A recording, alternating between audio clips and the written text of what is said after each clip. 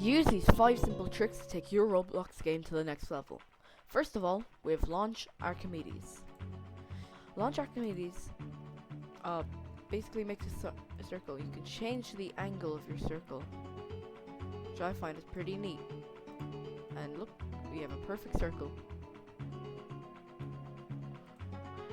Launch Archimedes is pretty useful for a lot of things, but using it too much will cause a bit of lag. Moving on. Next, we have Party Terrain.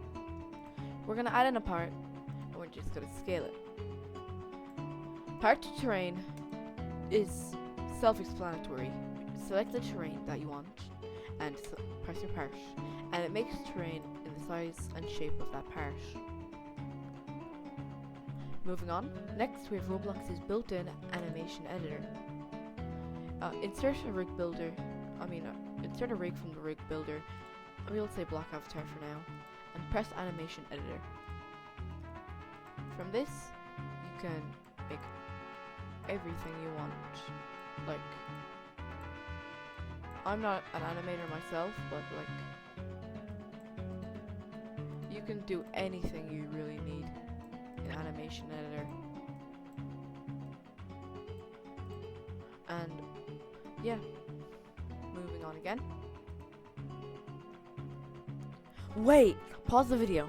So, according to my YouTube analytics, 70% of you who watch me aren't subscribed.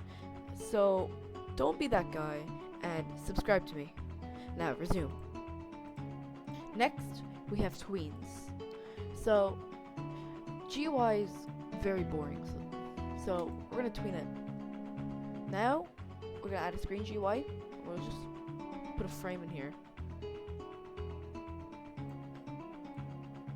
Animate this GUI. We're going to add a gradient into our GUI now.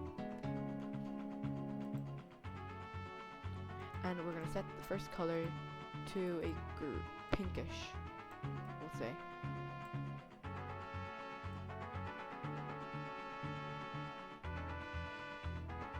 We'll do this color. And we'll do a green color.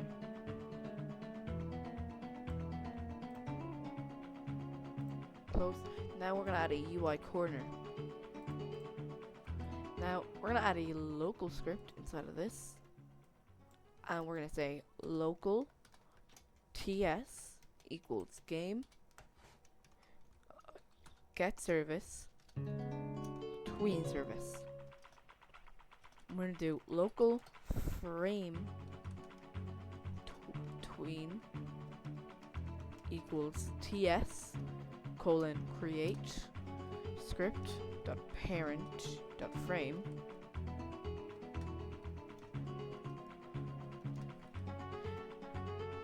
then we're going to do comma tween info dot new, and we'll say 1, and we're going to do comma rotation equals 360. Now we can add a easing style, so we can do enum dot easing style dot, we're going to do sign, we're going to do comma, we're going to add a enum easing direction, we're going to do enum dot easing direction dot in out, we'll say, and we're going to do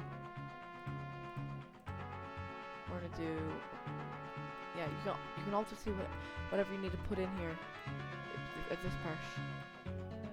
So next we have repeat count, and yeah, we're gonna do this, and we're gonna do so that -1 means it'll repeat indefinitely, then comma, and then we're gonna do reverses. We'll say true to that. And play the game. We do frame tween, play. Now when we play our game, our GUI should be animated. Oh, oops. I forgot to say dot gradient, UI gradient. Now when we play the game,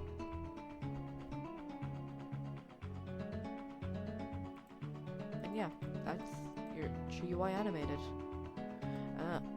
I'm gonna put this to about 3 seconds, so it's a slower movement.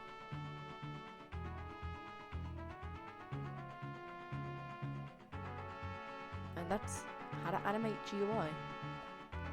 You can do a lot of things. Moving on. Next, we have lighting.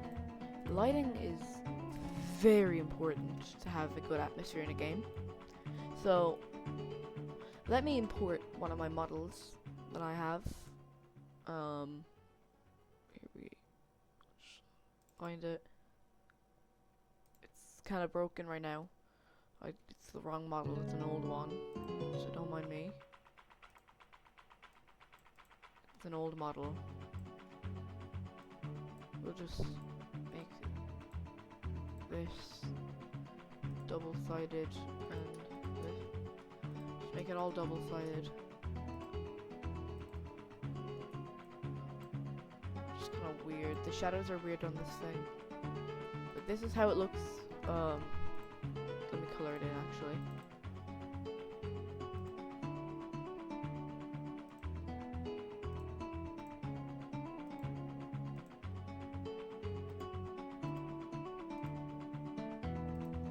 This is how it looks without lighting. It looks pretty ugly, doesn't it? Now, we can have better lighting. This is already already made it 10 times better.